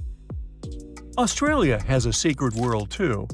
Ancient organisms were found hidden in rocks in the northern parts of the continent that are about 1.6 billion years old. These microscopic things are part of a family called eukaryotes. The members of this family that exist today include plants, fungi, animals, and even those tiny organisms with just one cell, such as amoeba. All living things with nuclei in their cells, including us, can trace their family tree back to one of the oldest members of this family. That one is called the last eukaryotic common ancestor, and it lived more than 1.2 billion years ago. Those ancient organisms were more complex and bigger than bacteria. Maybe they were the first predators on Earth, hunting bacteria. You are lost deep within the jungle in the Yucatan Peninsula in Mexico. There are strange noises all around you, and to make it worse, the sun is setting. Soon, you'll be alone in the middle of an unknown rainforest. Guess it was a pretty bad idea to come looking for El Dorado on your own, wasn't it? You keep walking as fast as you can, when suddenly, wait! What's this you're seeing? It looks like large stairways made out of stone. This definitely doesn't look natural, so you take a picture. Maybe you didn't strike gold, but you might have just found something relevant. Congratulations! You found Octomtun, a long-lost Mayan city. Hidden 37 miles into the jungle, the name literally translates to stone column. Stone was probably in at the time, so these guys used a lot of it to build their pyramids, houses, and even ball courts. If you ever thought that Europeans invented ball games, think twice. Mayans loved to play ball games for recreational purposes. Octomtun is part of a series of other long-lost Mayan cities that are being discovered with the help of new technology nowadays. We'll talk more about the other ones in a jiffy. Perhaps the biggest surprise of this one is that it was surrounded by wetlands, which is why the city was built on high ground. The city was monumental, covering an area of over 120 acres. That would be as big as 90 football fields right next to each other. Scientists have found proof that Octomtun had pyramids of up to 49 feet high, and that it was likely an important social hub between 250 and 1000 CE. This is definitely a game changer. But lost Mayan cities began to be unearthed in the 19th century. Modern technologies, such as LiDAR imaging, help archaeologists see through dense canopies of the forests. This means that people don't really have to risk getting lost in the tropical jungle like you did at the beginning of this video. LiDAR works sort of like an X-ray. It sends out laser beams that can detect any signs of ruins or ancient constructions. According to space archaeologist Sarah Parchak, satellite imagery has been a key player in discovering ancient cities in South America, Egypt, and other places. Sarah herself spends most of her days scouring images for any signs of where there could have been cities long ago. She says that more often than not, what happens is that ruins are covered by vegetation, soil, or sand, which makes them super tricky to find. But thanks to these awesome tools, scientists also made the huge discovery of ancient Mayan causeways, which spread throughout old Mayan territories. I mean, take a look at these roadways. You'd expect to see ruins like this in places such as Portugal, England, or the United States. I'm talking about 130 feet wide roads painted white to help travelers journey through the nighttime. Scientists recently unearthed a 110-mile network of roads such as these, and they think this dates back to before the first registered Mayan highways we've known so far. These roadways, which sometimes ran over the swampy ground and were even elevated at times, are being called the world's first superhighways. Even if there is no registry of animal-powered vehicles, it's believed that the Maya used them to travel around a network of possible 964 settlements. They were built like a huge spiderweb, and from what archaeologists have gathered, this huge system of roads worked to connect a big system of economic and social interactions between Mayan cities. This completely debunks the traditional idea that the Mayan pre-classic period, which dates back to 2000 BCE, was made of small, tribal settlements. Imagine the manpower and engineering ability you need to muster to build something close to these white highways. Scientists believe that these causeways were built pretty much the same way as the Mayans built their pyramids, with a mixture of mud and quarry stone. Oh, and using several layers of limestone to make them white. That's pretty cool, right? But let's take a few steps back for a moment to get some context. The Mayans were one of the biggest pre-Columbian civilizations living in the Americas. Until now, Experts believe that at its apex, the Mayan civilization consisted of over 40 cities with a population of millions of people. That's a lot of folks. Their civilization spanned Mexico's Yucatan Peninsula, Guatemala, and Belize. And they survived mainly on agriculture. The thing is, the Yucatan Peninsula was an extremely difficult place to grow crops. So the Mayans had to develop a complex irrigation system in most of their cities. They built a series of ceremonial buildings, pyramids, and plazas. The Mayans might have been keen pyramid builders, but they also developed an advanced astronomical system. With whatever ancient technology they had, they were able to predict the exact location of planets such as Venus and Mars, as well as the exact dates of eclipses. If you've ever seen examples of ancient Mayan cities, this is Tikal. Located at the heart of the Guatemalan jungle, Tikal is believed to have been the capital of the ancient Mayan conquest state. At its height, it was comparable in importance to cities such as London or New York in today's world. It's composed of a series of complex monuments. The North Acropolis is one of Tikal's most ancient complexes of monuments. Built solely by human hands around 350 BCE, it served as the resting place of kings and chiefs. Its monuments are up to 200 feet high. Back in the day, the step pyramid temples were painted a beautiful red. Mayans loved that color. Today, of course, you'll only see the limestone. Then there's Chichen Itza. It's got one of the best preserved pyramids on Earth to date. Located in Mexico's Yucatan state, this Mayan city is well over 1,500 years old. At its peak, it was home to 35,000 people. The site covers 4 square miles of land.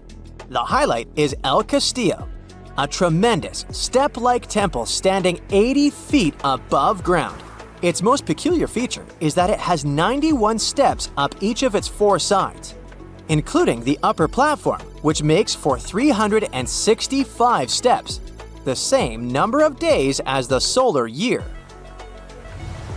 You can see that these folks were a pretty big deal, huh? That's why nobody can really understand what happened to them. There's a big lack of evidence on the decline of this almighty empire. What could have been the cause of their demise? Was it a drought? New research in 2017 did bring some new discoveries into the mix.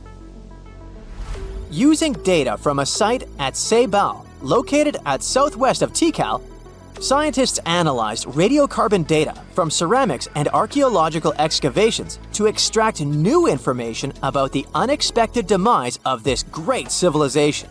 The information shows that instead of a sudden collapse, the Mayans most likely fell in waves of social instability and political crises. These events are believed to have deteriorated Mayan city centers and began causing the dispersion of the Mayan population. It's hard to pinpoint the exact causes, though. But hey, recent discoveries are shedding a big light on humanity's past. Not only about the Mayan Empire, but about other long-lost civilizations of South America. A major recent discovery in Brazil was done using satellite imaging technology and is also shocking scientists. Some images from near the Xingu River, also in the Amazon, suggest that cities of millions of people might have existed inside the jungle, way before our modern civilization ever existed. I mean, if this doesn't shock you, I don't know what will. Satellite imagery also detected a network of trenches dating back to 200 and 1,200 CE in the Bolivian Amazon forest. These proofs suggest settlements that could have supported around 60,000 people right in the middle of the Amazon forest. When researchers from the University of Florida went on ground to check the satellite information, they were shocked to find several mounds that were accompanied by ditches and geoglyphs. Archaeologists also found remnants of carefully designed walls centered around plazas, much like the type of construction done by the ancient Mayans. Well, there you are. The sun is scorching, you're thirsty. All you can think about is water and ancient bones under your feet. You're wandering through the Sahara, the largest hot desert on Earth. Right now, you're crossing a stretch of sand called Whale Valley. And all over these 75 square miles of land, fossils cover the ground so thickly that you can't help but step on them. Paleontologist Hesham Salam says it's an unusual picture in this place. The bones are poking right out of the cliffs, as if they're calling to you to come check them out. You can spot ribs scattered all over the place. Look at these vertebrae. They're giant. Ooh, the creature they once belonged to must have been up to 65 feet long. The fossils show that the animal had a streamlined body like today's whale, but still had features like hind legs and feet. For scientists, it means a very exciting thing. They might have discovered a fully intact skeleton of a prehistoric whale. It was an animal that lived in this area when Egypt was underwater. You see, today, the Valley of the Whales is the world's largest ancient whale graveyard. You're likely wondering what marine animals are doing in a desert more than 100 miles away from the nearest coast. Well, millions of years ago, this desert was at the bottom of a massive ocean called the Tethys, which stretched from Europe to India. When sea levels dropped, the ocean left behind a seabed covered with fossils. And today, the fossils of some of the earliest known whales rest here, which gives researchers a peek into how today's massive ocean whales may have evolved. The fossils here are super detailed, even with some stomach contents still intact. Uh-oh. Scientists have also found fossils of ancient sharks, crocodiles, and turtles, helping to recreate what this marine world looked like millions of years ago. Now, the first whale bones were discovered in 1902, but it wasn't until the 1980s that people really started to explore the area, only when access to this area became better. Sadly, some fossils had been taken away by collectors before the site turned into a protected area. Most of the fossils are just under the surface, slowly revealed by erosion. Whale Valley gives us an amazing glimpse into millions of years of ancient coastal marine life. But let's move further. Ancient whale fossils aren't the only discovery you're going to make today. For over 150 years, scientists have been puzzled by a strange creature that lived millions of years ago. But now, thanks to some amazing fossils found in Morocco, they've finally figured it out. Look at them. These creatures are called blah blah blah. Nah, I'm kidding. Styophorans. They look like flattened armor with a long arm sticking out. Researchers discovered these creatures in 2014 and were shocked. The fossils dated back around 478 million years. They found around 450 specimens, and to their surprise, some even had soft tissues preserved, which is super rare. Before this, they only knew Styophorans from their hard parts. Originally, scientists thought these creatures were good old echinoderms, animals like sea urchins and starfish. But new discoveries prove that they had a core body and feeding arm similar to modern starfish, complete with a water vascular system to help them move and eat. This finding ends a long debate about where Styophorans fit in the animal family tree. Now we know they're related to echinoderms, but are more advanced because they don't have the typical 5-ray symmetry. Ooh, come here and look at this giant fossil. It was found in the Sahara and gave scientists new insights into the Spinosaurus, the largest carnivorous dinosaur we know about. These 95 million-year-old remains also confirm that it was the first known swimming dinosaur. The Spinosaurus had flat paddle-like feet and nostrils on the top of its crocodile-like head, perfect for staying underwater. It was a pretty weird dinosaur with a long neck, trunk, tail, and a 7-foot sail on its back, so it must have spent a lot of time in the water. At over 50 feet long, Spinosaurus might have been even larger than T-Rex. The first Spinosaurus remains were discovered about 100 years ago in Egypt, but only this new fossil, found in Morocco, helped scientists reconstruct this dinosaur for the first time. Researchers paid attention to the creature's shorter hind limbs and wide claws. These features point to adaptations for life in the water. Its snout and dense bones also suggest it was a swimmer, while its spiked tail likely attracted mates. Hey, good looking, come here often? And here's another astonishing find made in Tunisia, the remains of Machimosaurus rex. Now, so far it's believed to be the biggest crocodile ever. This ancient croc was about 32 feet long and weighed around 66,000 pounds. It was a top predator around 130 million years ago, and its skull was over 5 feet long. Now, this discovery is a big deal because it shows that these crocs stuck around longer than we thought. Before this, scientists believed that they disappeared during a minor extinction event between the Jurassic and Cretaceous periods. Now, let's go back to the fact that the Sahara was once underwater, and some of the largest sea creatures ever lived there. A study published in the Bulletin of the American Museum of Natural History speaks about an ancient body of water called the Trans-Saharan Seaway. It existed between 150 million years ago, covering parts of Western Africa. Scientists spent 2 decades trying to recreate this prehistoric underwater world. They found it was warm and shallow, home to some pretty terrifying creatures, including 5-foot-long catfish and 40-foot-long sea snakes. Yikes! The seaway was cut off from larger oceans for long stretches, which may have helped these predators grow larger because resources were always available. It's a classic case of evolution at work, leading to what scientists call gigantism in isolated environments. But all that water didn't just disappear with no trace. Under the sands of the Sahara, scientists have discovered a massive ancient lake, which they're calling a mega-lake. Makes sense? This lake formed around 250,000 years ago when the Nile River flooded the eastern Sahara. At its biggest, this lake covered over 42,000 square miles. It's about half as big as Kansas. They also found evidence of a smaller lake, 93 miles west of the Nile, at a slightly lower level and covering 18,600 square miles. All of this adds to growing evidence that once, North Africa had many lakes that might have created migration routes, helping early humans move across the continent. Now, in the Sahara, you can find not only fossils of bizarre animals. In May 2020, some weird rocks with greenish crystals were discovered in a sandy region in southern Algeria's Sahara Desert. When scientists checked them out, they found out these rocks weren't from Earth. They were actually pieces of a meteorite called Erg-Chek 002. This meteorite is super old, like the oldest volcanic rock ever found.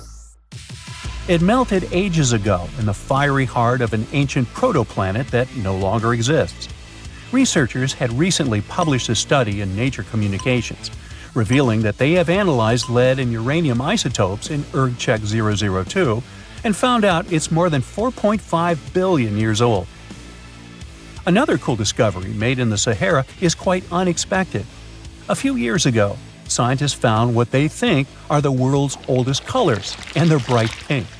These pigments were uncovered from rocks that are around 1.1 billion years old in the Sahara Desert. The colors came from microscopic organisms, as animals didn't exist back then. The discovery was made by a PhD student who crushed the ancient rocks and analyzed the pigments. These pink pigments are actually ancient chlorophyll from photosynthetic organisms that lived in an ocean that's long gone. Researchers are now sure that this finding could help explain why larger, complex creatures showed up much later in Earth's history.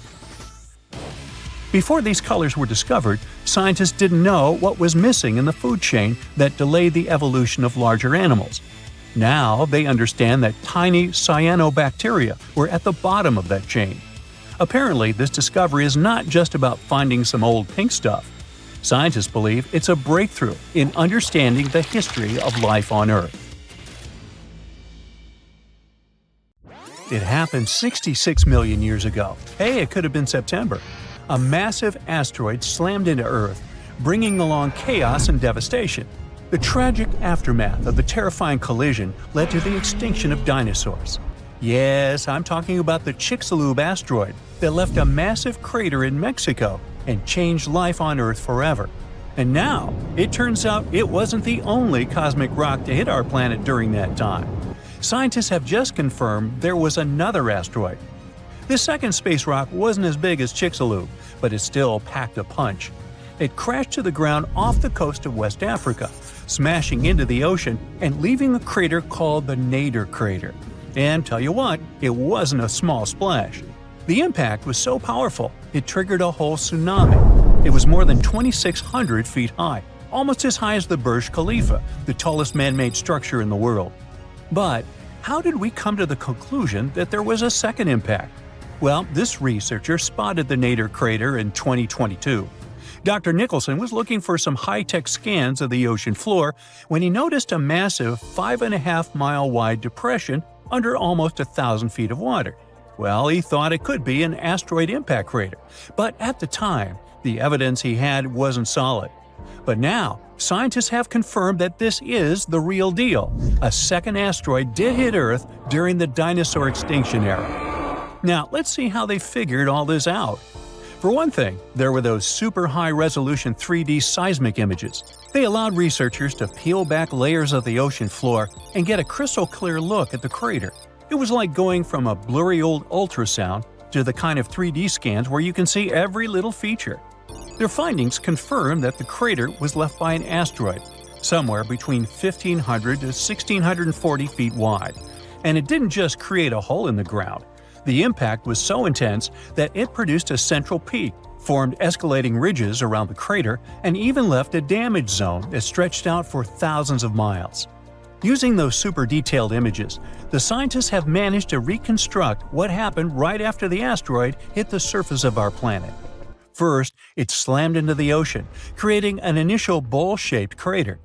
As the shockwave spread, the seabed was shaken so violently that it triggered landslides, and the soft sediment surrounding the crater collapsed inward, creating a noticeable brim.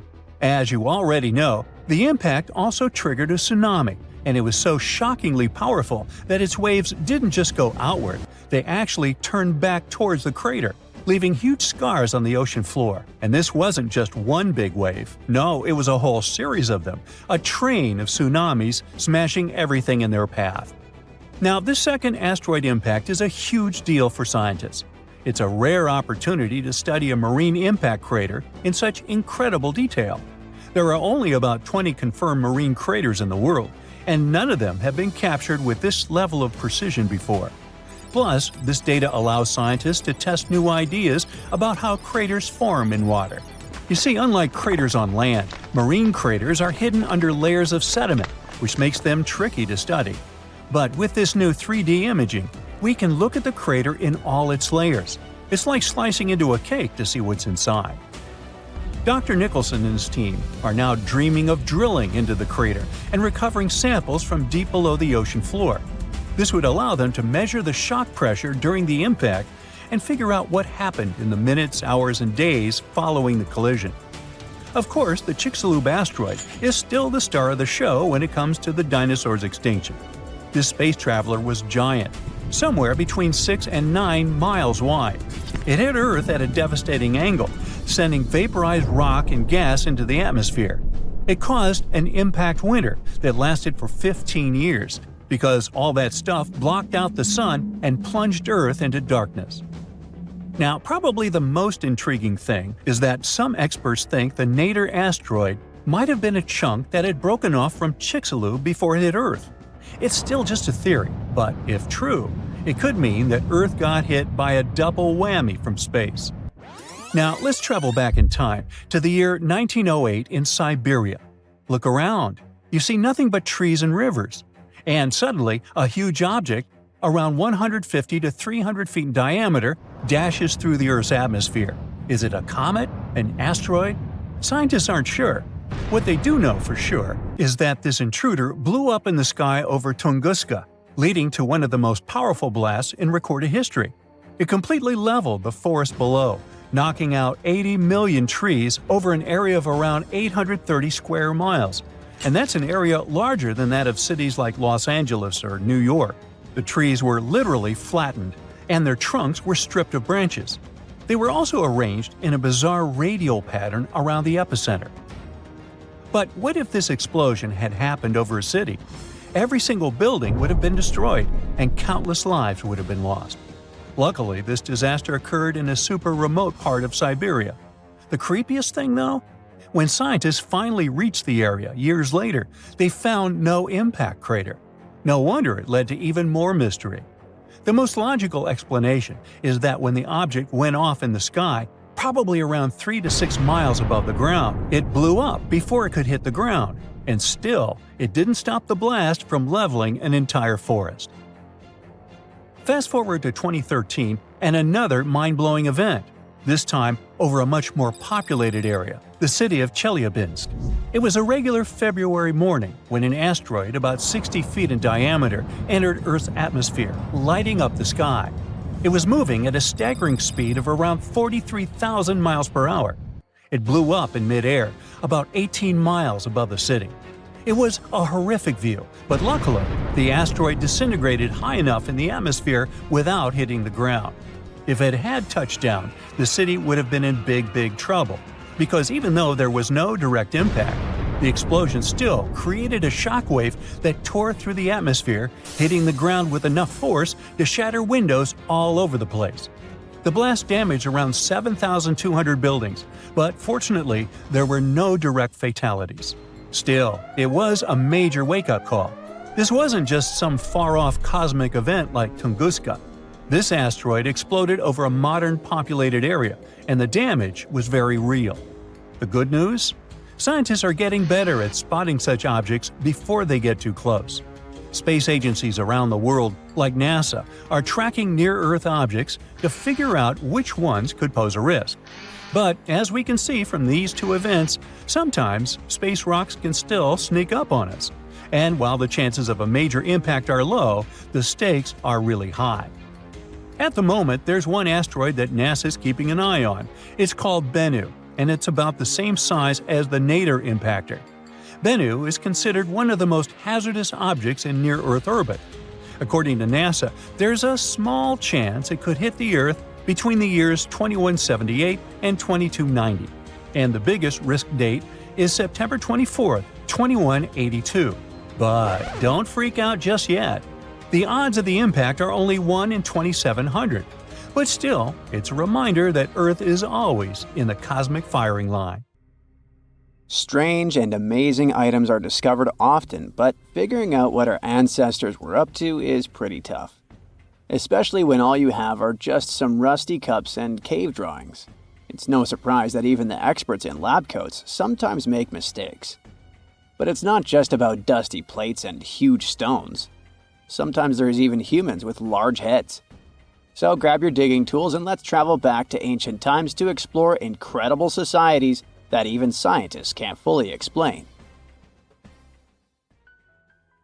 Sardinia may look idyllic now, but I'm not gonna lie, I wouldn't fancy visiting it 3,000 years ago. Rumor has it, terrible giants roamed around this island back then. People even talk about finding human skeletons over 13 feet tall there, although nobody's ever shown anything to prove it. But the stories will make you wonder because some weird stuff has definitely happened. In 1974, over 5,000 pieces of broken stone artifacts were found in a part of the island called Monte Prama, but instead of being displayed in a museum, they were locked up in an underground vault for about 30 years. Sounds a bit suspicious, doesn't it? When they were finally displaced in 2005, scientists put the pieces together to find statues of 38 giant men standing 8 feet tall. Not quite as tall as the legendary skeletons, but still pretty huge. It's thought these statues were made by the Nuragic people, who lived on the island a long time ago. Besides giant statues, they also built over 8,000 massive stone buildings. Perhaps Nuragic weren't giants themselves, but they definitely liked their things big. I do too. I like a big number of likes on our videos. That would be pretty great. Thank you if you liked this and subscribed. Now back to the video. You and I are pretty smart, but we might not be the smartest humans ever. Actually, we might not even be the smartest species. Since 1913, some skull fossils found in South Africa have hinted at a possibly smarter contender called Boskop man. This human-like species might have lived as recently as 10,000 years ago. Their skull suggests they had really big heads, which means their brains could have been 30% bigger than ours. Wow! Their average IQ could have been around 149, making them among the smartest 0.05% of people today. But if a Boskop brainiac was so much smarter, why are they not around and we are? Well, bigger isn't always better, you know. Our brains are a lot bigger than our ape relatives, mainly in the prefrontal cortex. This part helps with high-level tasks like making decisions, remembering things short-term, and being aware of ourselves. The parts of the brain that handle our senses and movements haven't really grown much. So, maybe the Boskops spent too much time dwelling on the past rather than doing practical things like hunting. But this is all just guessing. We really don't know what happened to these clever cousins of ours. Some people even argue that Boskops weren't any different from us, with the only evidence being parts of skulls. The jungle is huge. Did you know the Amazon rainforest is home to about 30% of all the world's plant and animal species? That's impressive. However, the history of one native species, humans, has long puzzled scientists. The mysterious Kasarabe people lived here for hundreds of years and then vanished around 1400 AD. People thought the Amazon only had a few scattered tribes, but recently we discovered big, unusual shapes in the ground called geoglyphs. These might look like simple shallow ditches, but they're actually the remains of a vast civilization that spread over 5,000 square miles and includes about 450 markings, some as wide as 1,300 feet. That's insane! They likely contained ceremonial buildings and could have hosted up to 1 million people as recently as 550 years ago. Thanks to new technology like LiDAR, which uses a safe laser to map the forest without harming it, we can explore deeper. In 2019, some scans showed miles of raised roads and pathways and even pyramids over 70 feet tall. They found 26 separate settlements, 2 of which were at least 250 acres each. Damn, that's like 330 soccer fields. It's not certain what happened to the Kasarabe people. Maybe European conquistadors drove them out. Maybe the most baffling ancient civilization is one we've never actually found a trace of. Yep, I'm talking about Atlantis, the grand city that supposedly sank into the ocean. The first mentions of Atlantis come from the ancient Greek philosopher Plato, who talked about a great city near the Strait of Gibraltar. But for ages, everyone just thought Plato made up Atlantis as a perfect version of his own Athens. So why, about 12,000 years after it supposedly vanished, do we still wonder if it might be real? Well, in the 19th century, U.S. Congressman Ignatius Donnelly wrote a book giving 13 reasons why he thought Atlantis was more than just a myth. Then in 1965, some folks thought they actually found Atlantis when they discovered the Richat structure, a massive 25-mile-wide dome in Mauritania, Africa. It's so big that you can see the whole thing from space. 2 astronauts flying over the Sahara Desert spotted this giant eye staring back at them and thought they'd made the discovery of a lifetime. Unfortunately, there's no solid evidence linking this structure to Atlantis. It's believed to have formed from volcanic activity about 100 million years ago. But it does look suspicious, doesn't it? Still, we're no closer to knowing the truth. Imagine going back to about 3,300 BCE and finding yourself in South Asia. Welcome to the Harappan civilization. These people were way ahead of their time. They had cities like Harappa and Mohenjo-daro, complete with baked brick houses, sophisticated drainage systems, and even public baths. This place might have had over 5 million people, making it one of the densest regions at the time. They also invented a system of standardized weights that was incredibly useful for traders. And trading they did. These people had connections stretching all the way to the Middle East, thanks to their great skills in metallurgy. They even had a form of ancient branding. The seals were used to stamp clay on trade goods. Despite being so advanced with a thriving urban life, there's a whole bunch of mystery shrouding their language and script. We've got bits and pieces of their writing, but no one's deciphered them yet, even with all the technology we have today. We also still don't know how exactly their society worked. It looks like they didn't flaunt their social status as much as other civilizations. No grand palaces or massive monuments. Instead, their largest buildings might have been granaries. They sure were practical. Unfortunately, all good things must come to an end. Around 1800 BCE, this bustling civilization started to decline, possibly due to shifts in river patterns. As the environment changed, the Harappans packed up, moving towards more hospitable lands. Ever heard of the Minotaur? The beast with a bull's head and a man's body, hunting the bravest travelers in a massive maze. Well, this wasn't just any old tale. It was one of the most popular dramas of the ancient world, and it was inspired by this place, the island of Crete.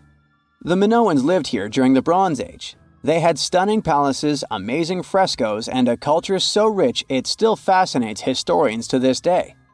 They built places like Knossos, which was so complex with its multi-story buildings and elaborate hallways that it might have inspired the whole labyrinth myth. Their engineering was so ahead of its time that even their drainage systems were more advanced than what many of us have today. Let me know in the comments which of these stories you find the most fascinating, and thanks for watching.